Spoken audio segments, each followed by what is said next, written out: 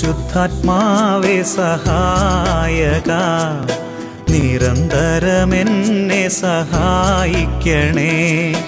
നിത്യവും കൂടെ വസിക്കുന്നോനേ, അഭിഷേകത്തിൻ അഗ്നി നിറച്ചിടണേ.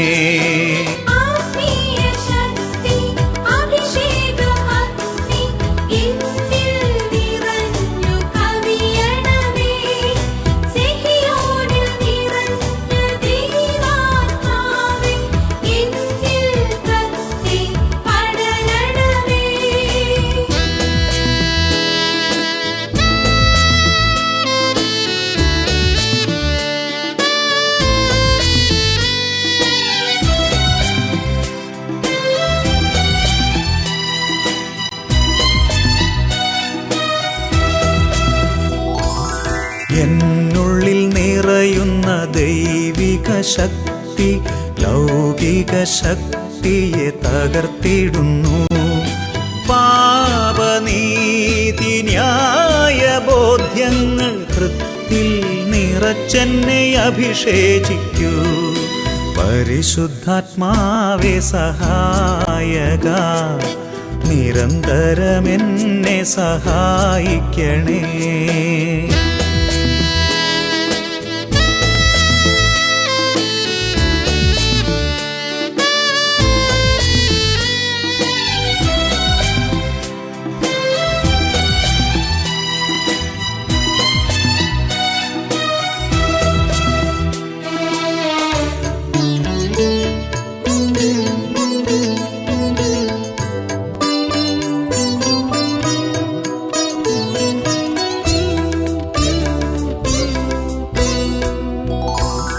വചനം പഠിക്കുവാൻ കൃപ ചൊരിയണമേ, അനുസ്മരിച്ചിടാനും വരമരുളൂ. ദൈവപുത്രന് സാക്ഷ്യമേകാൻ അഭിഷേക അഗ്നിയെ ജ്വലിപ്പിച്ചിടൂ.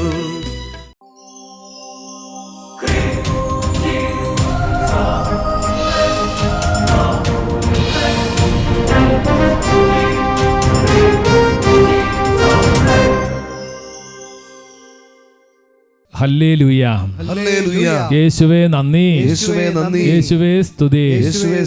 പ്രിയപ്പെട്ട സഹോദരങ്ങളെ, അഭിഷേകാഗ്നി വചന ശുശ്രൂഷയിലേക്ക് യേശുവിൻ്റെ അത്ഭുതനാമത്തിൽ നിങ്ങൾക്ക് എല്ലാവർക്കും സ്വാഗതം. നമ്മളെല്ലാം ഒരുമിച്ച് സ്നേഹത്തോടുകൂടി ശുശ്രൂഷയിൽ പങ്കെടുക്കുകയാണ്. അനേക വർഷങ്ങളായി ശുശ്രൂഷയിൽ പങ്കെടുക്കുന്നവരുണ്ട്, പുതുതായിട്ട് ശുശ്രൂഷയിൽ പങ്കെടുക്കുന്നവരുണ്ട്. എല്ലാവർക്കും യേശുവിൻ്റെ നാമത്തിൽ ഈ ശുശ്രൂഷയിലേക്ക് ഞാൻ സ്വാഗതം ആശംസിക്കുകയാണ്. അഭിമന്യ പീറ്റർ കൊച്ചുപുരക്കൽ പിതാവിൻ്റെ കൂട്ടായ്മയിൽ, മണത്തൊടുതാൻ്റെ കൂട്ടായ്മയിൽ, ഇത് ആരംഭിച്ച വേണ്ട വട്ടായലച്ചൻ്റെ വലിയൊരു ആത്മീയ കൂട്ടായ്മയിലാണ് ശുശ്രൂഷ ചെയ്യുന്നത്. നമുക്ക് ഈ കാലഘട്ടത്തിൽ ബിനോയച്ചനും സാംസനച്ചനും ഞാനും ഈ ശുശ്രൂഷയിൽ ഇടയ്ക്ക് വന്ന് വചനം നൽകാറുണ്ട്. ശാലോം ടി വിയിലൂടെ കേൾക്കുന്ന ഈ ഓരോ വചനങ്ങളും വലിയ കൃപയായിട്ട് മാറട്ടെ. ഹല്ലേലൂയ, ഹല്ലേലൂയ, ഹല്ലേലൂയ, ഹല്ലേലൂയ. യേശുവേ നന്ദി, യേശുവേ നന്ദി, യേശുവേ സ്തുതി, യേശുവേ സ്തുതി. അപ്പോസ്തല പ്രവർത്തനം 16:14 നമ്മൾ വായിക്കുന്നുണ്ട്.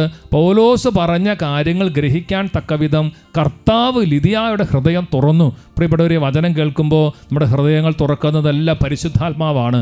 പരിശുദ്ധാത്മാവിൻ്റെ അഭിഷേകം ധാരാളം നമ്മുടെ മേൽ ഉണ്ടാകാൻ വേണ്ടി ആഗ്രഹിച്ച് നമുക്കൊന്ന് കരങ്ങൾ ഉയർത്തി ഒന്ന് സ്തുതിക്കാം. ഹല്ലേലൂയ, ഹല്ലേലൂയ, ഹല്ലേലൂയ, ഹല്ലേലൂയ, ഹല്ലേലൂയ, ഹല്ലേലൂയ, ഹല്ലേലൂയ, ഹല്ലേലൂയ, ഹല്ലേലൂയ, ഹല്ലേലൂയ, ഹല്ലേലൂയ, ഹല്ലേലൂയ, ഹല്ലേലൂയ. പരിശുദ്ധാത്മാവേ, പരിശുദ്ധാത്മാവേ, പരിശുദ്ധാത്മാവേ, അഭിഷേകം ചെയ്യണമേ.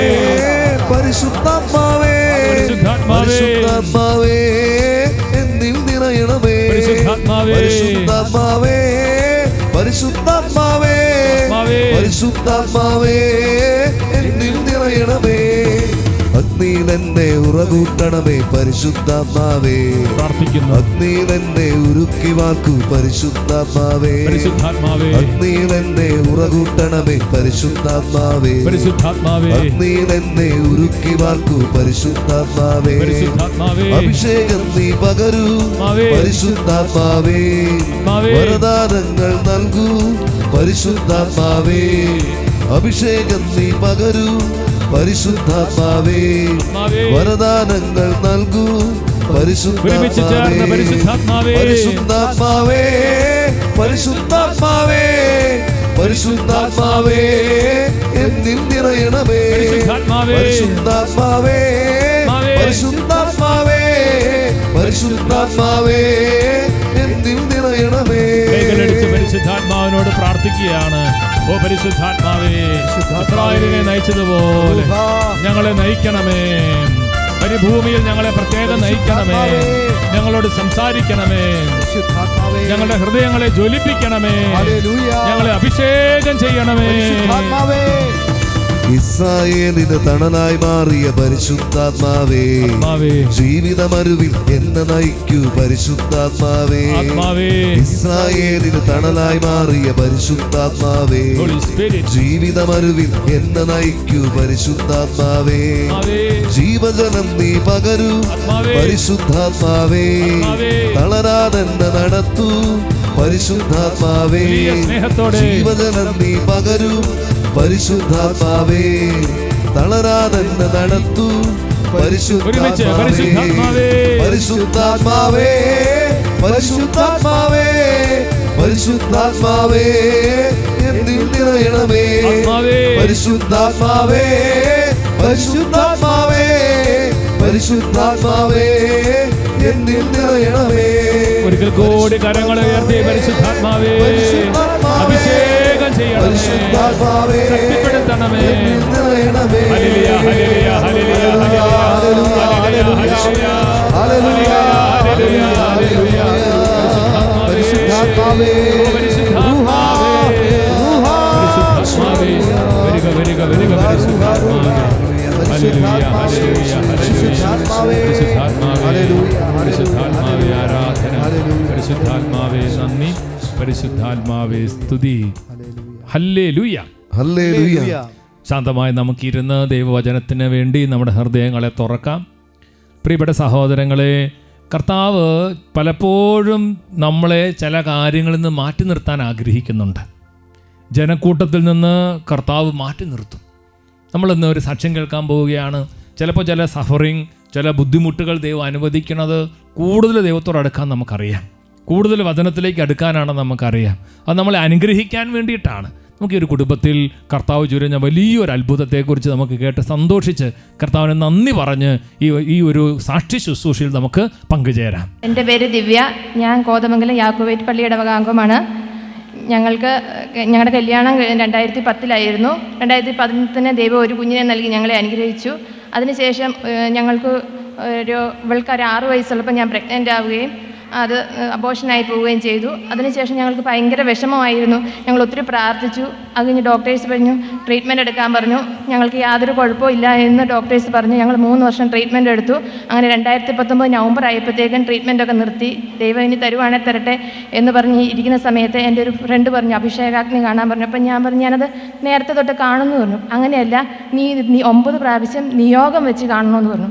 അതൊരു പ്രധാനപ്പെട്ട കാര്യമാണ്. നമ്മളിങ്ങനെ വെള്ളിയാഴ്ച വരുന്നു, സ്ഥിരം വന്നുകൊണ്ടിരിക്കുകയാണ്. അങ്ങനെയല്ല, കർത്താവിനോട് ഹൃദയം നുറുങ്ങി ശരിക്കും വിശ്വസിച്ച് പ്രാർത്ഥിച്ച് ഓരോ കാര്യത്തിന് വേണ്ടി സമർപ്പിക്കുക. അത് വ്യത്യാസമുണ്ട്. ഓക്കെ. അപ്പം ഞാൻ 2019 ഡിസംബർ മാസം ഇത് അഭിഷേകാഗ്നി ഓരോ എപ്പിസോഡും കാണാൻ തുടങ്ങി. അപ്പം ഞാൻ മനസ്സിൽ നിശ്ചയിച്ചു, ഈ ഓരോ എപ്പിസോഡും ഓരോരുത്തർ സാക്ഷ്യം പറയുന്നുണ്ടല്ലോ, അവരെന്താണോ ചെയ്യുന്നത് അത് ഞാനും ചെയ്യാൻ തീരുമാനിച്ചു. അങ്ങനെ ഞാനത് കംപ്ലീറ്റ് ആക്കുന്നത് ജനുവരി തന്നെയാണ്. അപ്പോൾ ലാസ്റ്റത്തെ 9ാമത്തെ സാക്ഷി ഒരു ഡോക്ടറുടെ സാക്ഷിയായിരുന്നു.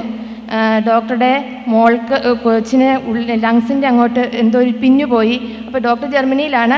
അപ്പോൾ അത് എൻഡോസ്കോപ്പിലൂടെ എടുക്കാൻ വേണ്ടിയിട്ടാണ് സർജറി തിയേറ്ററിൽ കയറ്റി. അത് ഡോക്ടർ 3 പ്രാവശ്യം നോക്കിയിട്ടും അത് എടുക്കാൻ പറ്റിയില്ല. അപ്പോൾ ഡോക്ടറോട് പുറത്ത് വന്ന് പറഞ്ഞു ഇതെടുക്കാൻ പറ്റണില്ല. അപ്പോൾ ഈ ഡോക്ടറുടെ ഉള്ളിലിരുന്ന് പറയുന്നുണ്ട്, എന്നോട് സാക്ഷ്യപ്പെടുത്താൻ പറയുന്നുണ്ട്. പക്ഷേ ഡോക്ടർക്ക് ഒരു വിഷമം കാരണം അത് പറ്റുന്നില്ല. ഞാനും അതുപോലൊരു സ്റ്റേജിൽ കൂടിയായിരുന്നു. അപ്പം ഞാൻ നിശ്ചയിച്ചു കിട്ടിയാൽ സാക്ഷ്യപ്പെടുത്തിയാൽ പോരെ. അപ്പോൾ എനിക്ക് ഒരത്ര ഉറപ്പൊന്നുമില്ല, എന്നാലും സാക്ഷ്യപ്പെടുത്താമെന്ന് നിശ്ചയിച്ചു. പക്ഷേ എൻ്റെ ഉള്ളിലുണ്ട് കിട്ടിയാൽ സാക്ഷ്യപ്പെടുത്തിയാൽ പോരെയെന്ന്. പക്ഷേ ഞാൻ ആ 2020 ജനുവരിയിൽ തന്നെ കൺസീവ് ആവുകയും 2020 സെപ്റ്റംബർ 7-ാം തീയതി ഒരു കുഞ്ഞിന് ജന്മം നൽകുകയും ചെയ്തു. എന്നൊക്കെ പ്രാർത്ഥിച്ച ആ മാസം തന്നെ, ആ പ്രാർത്ഥന തീർത്ത, നേർച്ച തീർത്ത ആ മാസം തന്നെ ഗർഭിണിയായി. അതിനുശേഷം കുഞ്ഞിന് ജന്മം കൊടുത്ത് സകുടുംബം എല്ലാവരും ഒരുമിച്ച് വന്ന് കർത്താവിൻ്റെ മഹത്വം ആ ഭവനത്തിൽ ഇരുന്ന് ഇവർ ദൈവത്തെ വിളിച്ചപേക്ഷിച്ച് ദൈവം കേട്ടു. Praise the Lord. രണ്ട് കരങ്ങൾ ഉയർത്തി കൈയടിച്ച് കർത്താവിനെ മഹത്വം കൊടുക്കാം. തപ്പുകളാലെ കിന്നരമോട് സ്തുതിച്ചിടുക മനമേ, തപ്പുകളാലെ കിന്നരമോട് സ്തുതിച്ചിടുക മനമേ. കൈ ഉയർത്തി കൈയടിച്ച് ആകുലമില്ല ആനന്ദമായി സ്തുതിച്ചിടുക മനമേ, ആകുലമില്ല ആനന്ദമായി സ്തുതിച്ചിടുക മനമേ, സ്തുതിച്ചിടുക മനമേ. ഹല്ലേലൂയ, ഹല്ലേലൂയ, ഹല്ലേലൂയ. ഹല്ലേലൂയ. പ്രിയപ്പെട്ട സഹോദരങ്ങളെ, എത്രയോ അത്ഭുതകരമായിട്ടാണ് നമ്മുടെ കർത്താവ് ആ കുടുംബത്തിൽ ഇടപെട്ടത്. അതോടൊപ്പം തന്നെ അഭിഷേകാഗ്നി വചനം ഇതെല്ലാം അങ്ങോട്ട് ജീവനായിട്ട് കർത്താവ് അങ്ങോട്ട് മാറ്റി. Hallelujah, hallelujah. കുറച്ചു കാലത്തേക്ക് കർത്താവ് ഒന്ന് മാറ്റി നിർത്തിയത് കൂടുതൽ യേശുവിലേക്ക് അടുക്കാൻ വേണ്ടിയിട്ടാണ്, കൂടുതൽ പ്രാർത്ഥനയിലേക്ക് അടുക്കാൻ വേണ്ടിയിട്ടാണ്, കൂടുതൽ ഡെലിവറൻസ് കിട്ടാൻ വേണ്ടിയിട്ടാണ്, കൂടുതൽ രോഗശാന്തികളും കൃപകളും ഉണ്ടാകാൻ വേണ്ടിയിട്ടാണ്. സന്തോഷത്തോടെ ഹല്ലേലൂയ. ഹല്ലേലൂയ. എന്തുകൊണ്ടാണ് ചിലപ്പോൾ നമ്മുടെ ജീവിതത്തിൽ ദൈവം നമ്മളെ ചില കാര്യങ്ങളിൽ നിന്ന് മാറ്റി നിർത്തുന്നത്? ആ ഒരു കാര്യത്തെക്കുറിച്ചാണ് നമ്മൾ ധ്യാനിക്കുന്നത്. സങ്കീർത്തന പുസ്തകം 49-ാം അധ്യായത്തിൻ്റെ 1-ാമത്തെ വാക്യം, ജനതകളെ ശ്രദ്ധിക്കുവിൻ, ഭൂവാസികളെ ചെവി ഓർക്കുവിൻ. നോക്കിയേ, ദൈവം നമ്മളെ ചിലപ്പോൾ ചില കാര്യങ്ങളിൽ നിന്ന്, ചില മേഖലകളിൽ നിന്ന്, ചില കമ്മ്യൂണിറ്റികളിൽ നിന്ന്, ചിലപ്പോൾ ചില കൗൺസിലുകളിൽ നിന്ന്, ചില കാര്യങ്ങളിൽ നിന്ന് മാറ്റി നിർത്തുന്നത് ശ്രദ്ധിക്കാൻ, ദൈവത്തെ കൂടുതൽ ശ്രദ്ധിക്കാൻ, ദൈവത്തിന് ചെവി കൊടുക്കാൻ വേണ്ടിയിട്ടാണ്. അപ്പോൾ ഇടയ്ക്കിടയ്ക്ക് ദൈവം അങ്ങനെ ചെയ്യുന്നത് ഒരു കൂട്ടത്തിൽ നിൽക്കുമ്പോൾ, ക്രൗഡിൽ നിൽക്കുമ്പോൾ അത് സാധിക്കണം നിർബന്ധമില്ല. എന്നിട്ട് വീണ്ടും പറയാം 2-ാമത്തെ വാക്യം, എളിയവരും ഉന്നതരും ധനികരും ദരിദ്രരും ഒന്നുപോലെ കേൾക്കട്ടെ. കേൾക്കുക, ദൈവത്തെ കേൾക്കുക എന്നുള്ളത് വളരെ പ്രധാനപ്പെട്ട ഒരു കാര്യമാണ്. ദൈവസ്വരം കേൾക്കുക. എൻ്റെ 3-4 വാക്യങ്ങൾ എങ്ങനെയാണ്? എൻ്റെ അധരങ്ങൾ ജ്ഞാനം പ്രഘോഷിക്കും, എൻ്റെ ഹൃദയം വിവേകം മന്ത്രിക്കും, സുഭാഷിതത്തിന് ഞാൻ ചെവി ചായ്ക്കും, കിന്നരനാദത്തോടെ ഞാൻ എൻ്റെ കടങ്കഥയുടെ പൊരുൾ തിരിക്കും. Hallelujah, hallelujah. അതിനെ പറയാണ് സുഭാഷിതത്തിന് ഞാൻ ചെവി ചായ്ക്കും. പ്രിയപ്പെട്ടവരെ, പഴയ നിയമത്തിലാണെങ്കിലും പുതിയ നിയമത്തിലാണെങ്കിലും ദൈവത്തിൻ്റെ സ്വരം കേൾക്കാൻ ദൈവം ആഗ്രഹിക്കുകയാണ്. അതുകൊണ്ടാണ് പുതിയ നിയമത്തിൽ മർക്കോസിൻ്റെ സുവിശേഷം 7-ാമത്തെ അധ്യായത്തിൻ്റെ 32-ാമത്തെ വാക്യത്തിൽ അവിടെ നമ്മുടെ കർത്താവായ യേശുക്രിസ്തു ഒരു അത്ഭുതകരമായ ഒരു കാര്യം ചെയ്യുകയാണ്. അതിനെങ്ങനെയാണ്? ബധിരനും സംസാരത്തിന് തടസ്സമുണ്ടായിരുന്നവനുമായ ഒരുവനെ അവർ അവൻ്റെ അടുത്ത് കൊണ്ടുവന്നു. അവൻ്റെ മേൽ കൈകൾ വയ്ക്കണമെന്ന് അവർ അവനോട് അപേക്ഷിച്ചു. വചനം പറയുന്നത് എങ്ങനെയാണ്? 33-ാമത്തെ വാക്യത്തിൽ, യേശു അവനെ ജനക്കൂട്ടത്തിൽ നിന്ന് മാറ്റി നിർത്തി അവൻ്റെ ചെവികളിൽ വിരലുകളിട്ടു, തുപ്പലുകൊണ്ട് അവൻ്റെ നാവിൽ സ്പർശിച്ചു.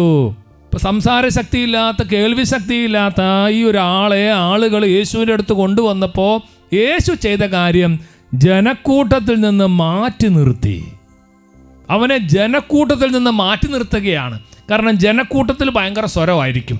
ജനക്കൂട്ടം എന്ന് പറഞ്ഞു കഴിഞ്ഞാൽ ഒരുപക്ഷെ നമ്മളെ സംബന്ധിച്ചിടത്തോളം പലതരത്തിലുള്ള രാഷ്ട്രീയ പാർട്ടികളുടെ സ്വരം, പലതരത്തിലുള്ള സെലിബ്രിറ്റീസിൻ്റെ സ്വരം, പലതരത്തിലുള്ള സിനിമാ നടിമാരുടെയും സ്വരം, അതുപോലെ തന്നെ പല രീതികളിലുള്ള അഭിപ്രായങ്ങൾ, ഇതെല്ലാം കേട്ട് നമുക്ക് ദൈവത്തിൻ്റെ സ്വരം തിരിച്ചറിയാൻ പറ്റാത്ത അവസ്ഥ ചിലപ്പോൾ വരും. അതുകൊണ്ട് ദൈവം എന്ത് ചെയ്യുകയാണ്? യേശു ചെയ്ത കാര്യം എന്താ? അയാളെ യേശു ജനക്കൂട്ടത്തിൽ നിന്ന് മാറ്റി നിർത്തി. ജനക്കൂട്ടത്തിൽ നിന്ന് മാറ്റി നിർത്തി. ഒരുപക്ഷെ ജനക്കൂട്ടത്തിൽ നിന്ന് ഇയാളെ മാറ്റി നിർത്തിയപ്പോൾ ഇയാൾക്ക് ചിലപ്പോൾ ദേഷ്യം വന്ന് കാണും. എനിക്കെന്താ അവിടെ നിന്നാ കുഴപ്പം ചിലപ്പോൾ ചോദിച്ചു കാണും. പക്ഷേ യേശു നിർബന്ധമായിട്ട് അവനെ കൈക്ക് പിടിച്ച് ജനക്കൂട്ടത്തിൽ നിന്ന് വെളിയിലേക്ക് കൊണ്ടുവരികയാണ്.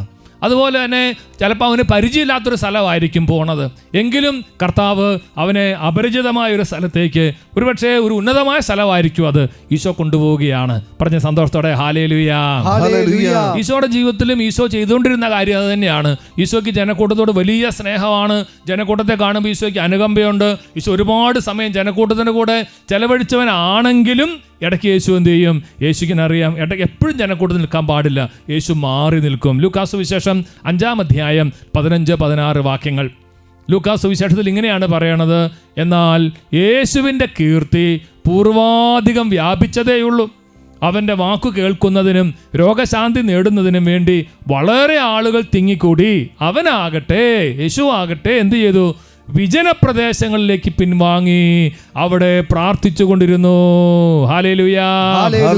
അപ്പൊ ഈശോ ജനക്കൂട്ടത്തിൽ നിന്ന് സ്വയം പിൻവാങ്ങുകയാണ്. അതുപോലെ ചിലപ്പോൾ ചില ആളുകളെ യേശു നിർബന്ധമായിട്ടും ജനക്കൂട്ടത്തിൽ നിന്ന് മാറ്റി നിർത്തുകയാണ്. ചിലപ്പോൾ നമ്മൾ ഈ ഒരു അനുഭവത്തിലൂടെ പോകുന്നവരായിരിക്കും. എന്തുകൊണ്ടാണ് എന്നെ എങ്ങനെ മാറ്റി നിർത്തിയതെന്ന് ചിലപ്പോൾ നമ്മൾ ചോദിക്കും. പ്രിയപ്പെട്ട സഹോദരങ്ങളെ, യേശുവിൻ്റെ ഒരു പ്രത്യേകത മത്തായി 9:36 നമ്മൾ വായിക്കുന്നുണ്ട്. ജനക്കൂട്ടത്തെ കണ്ടപ്പോൾ യേശുവിന് അവരുടെ മേൽ അനുകമ്പ തോന്നി. അവരിടയനില്ലാത്ത ആടുകളെ പോലെ പരിഭ്രാന്തർ നിസ്സഹായരുമായിരുന്നു. എങ്കിലും യേശു എന്ത് ചെയ്യുകയാണ്? യേശുവിനറിയാം മാറി നിൽക്കേണ്ട സമയത്ത് മാറി നിൽക്കാൻ. അതുകൊണ്ട് ചിലപ്പോൾ ഈ വചനങ്ങൾക്ക് നിങ്ങളുടെ ജീവിതത്തിൽ ഒന്ന് മാറ്റി നിർത്തപ്പെടുകയാണ്. ചിലപ്പോൾ കുടുംബത്തിൽ നിന്ന് തന്നെ സ്വല്പം ഒന്ന് മാറി നിൽക്കാൻ ചിലപ്പോൾ ചില ആളുകൾക്ക് ദൈവം കൊടുക്കും. ചിലപ്പോൾ ചില ആളുകൾക്ക് ചില രോഗങ്ങൾ അനുവദിച്ച് ജീവിതം ഒന്ന് അങ്ങോട്ട് മാറ്റി നിർത്തും. ചിലപ്പോൾ ചില പ്രതിസന്ധികൾ അനുവദിച്ച് നാട്ടിൽ നിൽക്കാൻ പോലും പറ്റാത്ത അവസ്ഥയിലുള്ള ചില ആളുകളെ ഞാൻ കണ്ടിട്ടുണ്ട്. പ്രിയപ്പെട്ട സഹോദരങ്ങളെ, കർത്താവ് എന്തിനു വേണ്ടിയിട്ടാണ്? ഈശോ സൗഖ്യം നൽകാൻ വേണ്ടിയിട്ടാണ് അങ്ങനെ ചെയ്യുന്നത്. കൂടുതൽ അഭിഷേകം നൽകാൻ വേണ്ടിയിട്ടാണ് അങ്ങനെ കർത്താവ് ചെയ്യുന്നത്. ഇതിനെല്ലാം ഉപരിയായിട്ട് നമ്മുടെ ഹൃദയത്തോട് സംസാരിക്കാൻ കർത്താവിന് വലിയ കൊതിയുള്ളത് കൊണ്ട്, ജനക്കൂട്ടത്തിൽ നിന്നാൽ അത് അസാധ്യമായതുകൊണ്ട് ഈശോ നമ്മളെ മരുഭൂമിയിലേക്ക് ചിലപ്പോൾ മാറ്റി നിർത്തും. വിശുദ്ധ മർക്കോസിന്റെ സുവിശേഷം 8-ാം അധ്യായത്തിൻ്റെ 22 മുതലുള്ള വാക്യങ്ങളിൽ നമ്മൾ വേറൊരു സംഭവം കാണുന്നുണ്ട്. അവിടെ എങ്ങനെയാണ്? യേശു ബെത്സയിദയിലെത്തി കുറേ പേർ ഒരന്ധനെ അവൻ്റെ അടുത്ത് കൊണ്ടുവന്ന് അവനെ സ്പർശിക്കണമെന്ന് യേശുവിനോട് അപേക്ഷിച്ചു. യേശു അന്ധനെ കൈക്കു പിടിച്ച് ഗ്രാമത്തിന് വെളിയിലേക്ക് കൊണ്ടുപോയി അവൻ്റെ കണ്ണുകളിൽ തുപ്പിയ ശേഷം അവൻ്റെ മേൽ കൈകൾ വെച്ചുകൊണ്ട് ചോദിച്ചു, നീ എന്തെങ്കിലും കാണുന്നുണ്ടോ? പ്രിയപ്പെട്ട സഹോദരങ്ങളെ, അത് യേശുവിൻ്റെ ഒരു പ്രത്യേകത അതാണ്. അവനെ യേശു ഗ്രാമത്തിന് വെളിയിലേക്ക് കൊണ്ടുപോയി ജനക്കൂട്ടത്തിൻ്റെ ആ മധ്യത്തിൽ നിന്ന് യേശു മാറ്റി നിർത്തുകയാണ്. പിന്നെ ഈശോ അവന് രഹസ്യമായ ഒരു ശുശ്രൂഷ ചെയ്യുകയാണ്. അവൻ്റെ കണ്ണുകളിൽ തുപ്പി. അത് കർത്താവിൻ്റെ ഒരു ശുശ്രൂഷയുടെ ഒരു മേഖലയാണ്. പ്രിയപ്പെട്ടവരെ, നമുക്ക് ചിലപ്പോൾ അപരിചിതമായൊരു മേഖലയായിരിക്കാം. എന്നിട്ട് അവൻ്റെ മേൽ കൈകൾ വെച്ചു. അവന് അങ്ങനെ ഈശോ ഹീലിംഗ് കൊടുക്കുകയാണ്. പ്രിയപ്പെട്ടവർ, അവൻ്റെ കണ്ണിൻ്റെ കാഴ്ച പൂർണ്ണമായും തിരിച്ചു കൊടുക്കാൻ വേണ്ടി ഈശോ ആദ്യമേ ചെയ്ത കാര്യം അവൻ്റെ കൈക്ക് പിടിച്ചു. യേശു ഇനീഷ്യേറ്റീവ് എടുക്കുകയാണ്. എന്നിട്ട് അവനെ ഗ്രാമത്തിൻ്റെ വെളിയിലേക്ക് കൊണ്ടുപോയി അവന് ഈശോ സമ്പൂർണ്ണ സൗഖ്യം നൽകി അവനെ അനുഗ്രഹിക്കുകയാണ്. ഹല്ലേലൂയാ. ഒരുപക്ഷെ നമ്മൾ ഗ്രാമത്തിൻ്റെ വെളിയിൽ, നമ്മുടെ പട്ടണത്തിൻ്റെ വെളിയിൽ, നമ്മുടെ കൂട്ടായ്മയുടെ വെളിയിൽ ഏതെങ്കിലും കാരണങ്ങൾ കൊണ്ട് കർത്താവ് മാറ്റി നിർത്തിയിട്ടുണ്ടെങ്കിൽ പ്രിയപ്പെട്ടവരെ, യേശുവിന് നമ്മോട് സംസാരിക്കാനുണ്ട് എന്ന കാര്യത്തിന് യാതൊരു സംശയമില്ല. സഭയെക്കുറിച്ച് എക്ലേസിയ എന്നാണ് സഭയെ നമ്മൾ വിളിക്കുന്നത്. സഭ, എക്ലേസിയ, ചർച്ച്.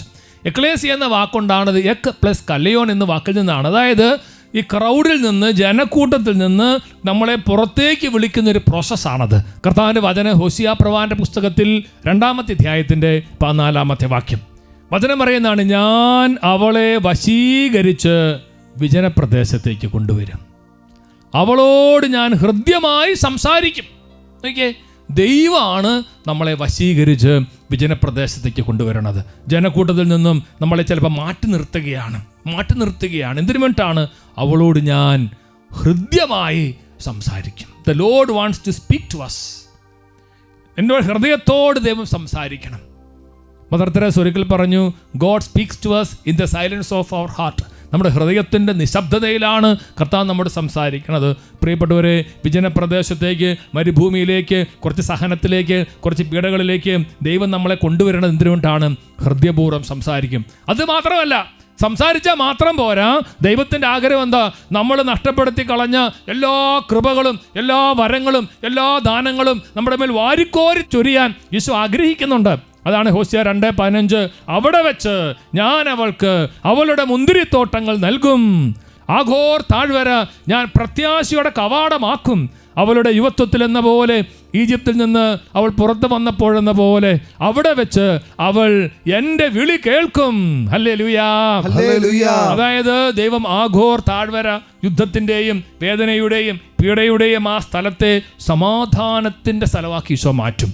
ഒരുപക്ഷെ നമ്മുടെ കുടുംബത്തിൽ സമാധാനക്കുറവായിരിക്കും, യുദ്ധമായിരിക്കും, ഭിന്നതയായിരിക്കും. ചിലപ്പോൾ ദൈവം ചില മരുഭൂമി അനുഭവം, ജനക്കൂട്ടത്തിൽ നിന്ന് മാറ്റി നിർത്തുന്ന അനുഭവം ഒരു പരാജയമായിരിക്കും, അല്ലെങ്കിൽ ഏതൊരു സാമ്പത്തിക തകർച്ചയായിരിക്കും. എന്തെങ്കിലും ആകട്ടെ, അങ്ങനെ അനുവദിക്കുന്നതിന് ഒരു കാരണം ഇതാണ്, ദൈവത്തിന് നമ്മുടെ നഷ്ടപ്പെടുത്തി കളഞ്ഞ എല്ലാ കൃപകളും, മുന്തിരിത്തോട്ടങ്ങൾ, അഭിഷേകങ്ങളെല്ലാം തിരികെ നൽകണം. അതിനു വേണ്ടിയിട്ടാണ്. എന്നിട്ട് ദൈവം വീണ്ടും പറയുകയാണ് 16-ാമത്തെ വാക്യം, കർത്താവ് അരുളി ചെയ്യുന്നു, അന്ന് നീ എന്നെ പ്രിയതമൻ എന്ന് വിളിക്കും, എൻ്റെ ബാലെന്ന് നീ മേലിൽ വിളിക്കുകയില്ല. കർത്താവിൻ്റെ വചനം പറയാണ്, നീ എന്നെ പ്രിയതമൻ, മൈ ബിലവഡ്, മൈ ഹസ്ബൻഡ് എന്ന് പറഞ്ഞ അത്രയും ഇൻറ്റിമസി ആയിട്ടുള്ള ഒരു സ്നേഹബന്ധത്തിലേക്ക് ദൈവവുമായിട്ട് വരാൻ വേണ്ടി ദൈവം തന്നെ എന്ത് ചെയ്യാണ്?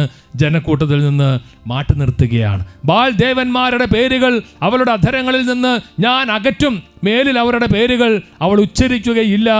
പറഞ്ഞേ ഹല്ലേലൂയ, യേശുവേ നന്ദി, യേശുവേ സ്തുതി. നമ്മുടെ കർത്താവ് ജനക്കൂട്ടത്തിൽ നിന്ന് ഏതെങ്കിലുമൊക്കെ കാലഘട്ടത്തിൽ നമ്മളിന്ന് മാറ്റി നിർത്തിയിട്ടുണ്ടെങ്കിൽ അതിനോർത്ത് നമ്മൾ നന്ദി പറയണം.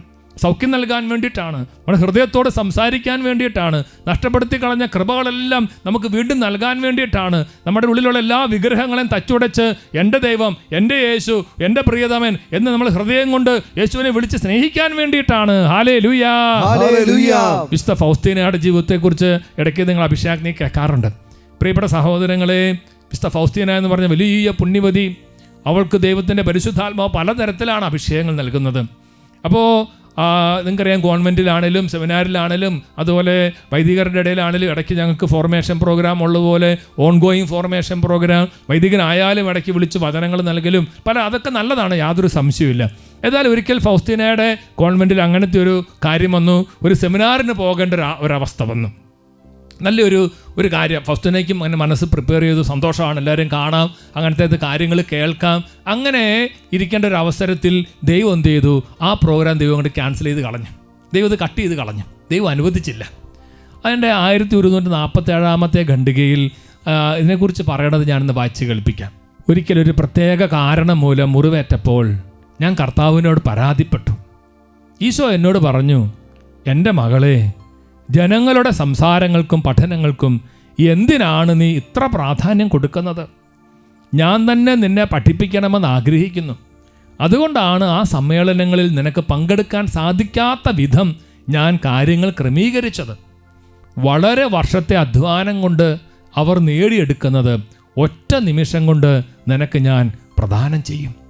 ഓക്കെ, ഈശോ പറഞ്ഞു കൊടുക്കുകയാണ്, പ്രിയപ്പെട്ട മകളെ, ഞാൻ ആ സമ്മേളനങ്ങളിൽ നീ പങ്കെടുക്കാതിരിക്കാൻ വേണ്ടി ഞാൻ തന്നെയാണ് കാര്യങ്ങൾ ക്രമീകരിച്ചത്. അതായത് വളരെ വർഷത്തെ കഠിനാധ്വാനം കൊണ്ട് അവരൊക്കെ നേടിയെടുത്ത കാര്യങ്ങൾ ഒറ്റ നിമിഷം കൊണ്ട് നിനക്ക് തരാൻ എനിക്ക് കഴിയും. അത് ദൈവത്തിൻ്റെ, യേശുവിൻ്റെ ഒരു പ്രത്യേക സ്നേഹം. അതുകൊണ്ട് ഡിവൈൻ മേഴ്സി ഡയറി നമ്മൾ വായിക്കുമ്പോൾ യേശു നേരിട്ട് നമ്മോട് സംസാരിച്ച അനുഭവം നമുക്കുണ്ട്.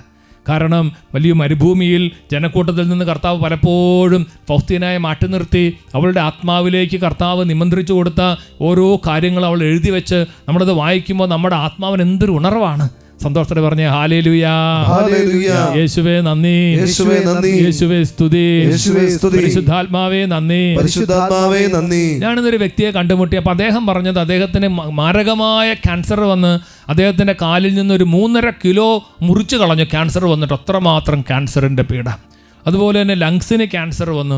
അദ്ദേഹം പറയണത് ഇങ്ങനത്തെ സമയത്താണ് ദൈവവചനം അദ്ദേഹം ധാരാളം വായിച്ചത്. അദ്ദേഹം പറയണത് ഏകദേശം 4000-ഓളം വചനം കാണാപ്പാഠം പഠിക്കാൻ ഈ കഷ്ടതയുടെ സമയത്ത് ദൈവം ഇടവരുത്തി.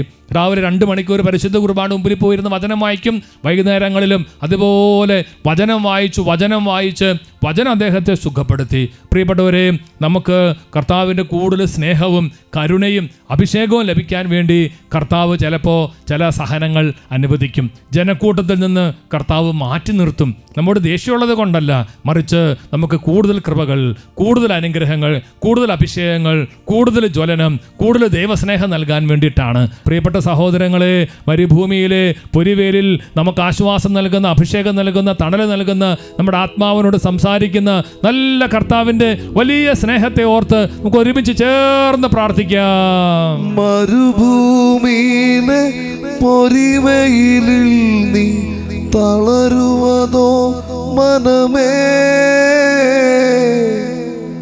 മരുഭൂമിയിലെ പൊരിവെയിലിൽ നീ തളരുവതോ മനമേ? ആഗാറിന്റെ നിലവിളി കേട്ട് ദൈവം ഇറങ്ങിവരും, ഉറവയെ തുറന്നു തരും. പരിശുദ്ധാത്മാവിൻ്റെ അത്ഭുതകരമായ സാന്നിധ്യവും ജീവജലത്തിൻ്റെ ഉറവയായ പരിശുദ്ധാത്മാവിൻ്റെ കൃപാവരങ്ങളെല്ലാം സ്വർഗം നിങ്ങളുടെ ഓരോ ജീവിതങ്ങളിലും തുറന്നു തരട്ടെ.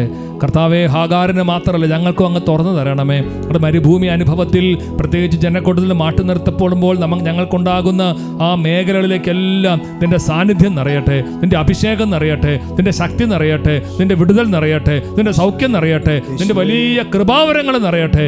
യേശുവേ, യേശുവേ, യേശുവേ, ആരാധന, ആരാധന, ആരാധന, ആരാധന. യേശുവേ, ഓരോരുത്തരെ സ്പർശിക്കണമേ കർത്താവേ, രോഗികളെ സ്പർശിക്കണമേ കർത്താവേ, ആലംബകരെ ആശ്വസിപ്പിക്കണമേ കർത്താവേ. ആരാധന, ആരാധന, യേശുവേ, ആരാധന, ആരാധന. യേശുവേ നന്ദി, യേശുവേ സ്തുതി, യേശുവേ നന്ദി, യേശുവേ സ്തുതി.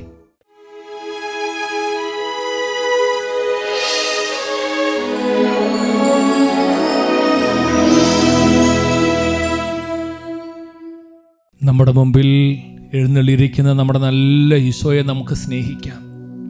പ്രിയപ്പെട്ടവരെ, നമ്മൾ സാക്ഷ്യത്തിൽ കേട്ടതുപോലെ പലതരത്തിലുള്ള ബുദ്ധിമുട്ടിലൂടെ നമ്മൾ കടന്നു പോവുകയായിരിക്കും. യേശു നാമത്തിൽ നമ്മൾ ഉറച്ചു വിശ്വസിക്കുന്നു. ഒപ്പം തന്നെ വചനത്തിൽ നമ്മൾ ആഴമായിട്ട് ആശ്രയിക്കുന്നു. പ്രിയപ്പെട്ടവരെ, വചനെല്ലാം ധാരാളം കേട്ട് വിശ്വാസം വർദ്ധിപ്പിക്കാനും ഒപ്പം തന്നെ നമ്മൾ ദൈവസ്വരം മനസ്സിലാക്കാനും ദൈവത്തിൻ്റെ ഹിതം മനസ്സിലാക്കാനെല്ലാം ദൈവം നമുക്കിടയാക്കും. ജനക്കൂട്ടത്തിൽ നിന്ന് കർത്താവ് ആ ബധിരനും മൂകനുമായ വ്യക്തിയെ മാറ്റി നിർത്തി. അവൻ ആദ്യം സങ്കടം തോന്നിയെങ്കിലും പിന്നീട് അവന് മനസ്സിലായി യേശു അവനെ സൗഖ്യം കൊടുക്കാൻ വേണ്ടിയിട്ടാണ് മാറ്റി നിർത്തിയത്. നമ്മുടെ എല്ലാ മാറ്റി നിർത്തപ്പെടലിനെ ഓർത്ത് നമുക്ക് ഈശോയ്ക്ക് നന്ദി പറയാം.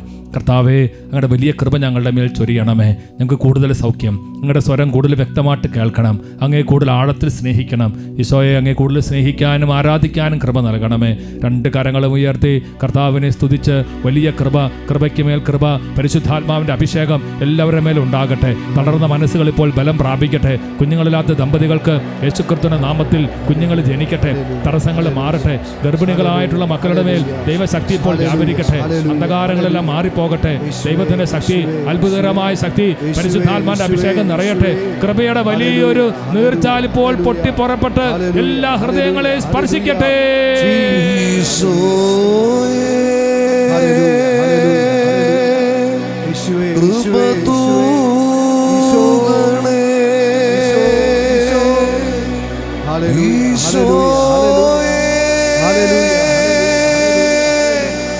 കൃപ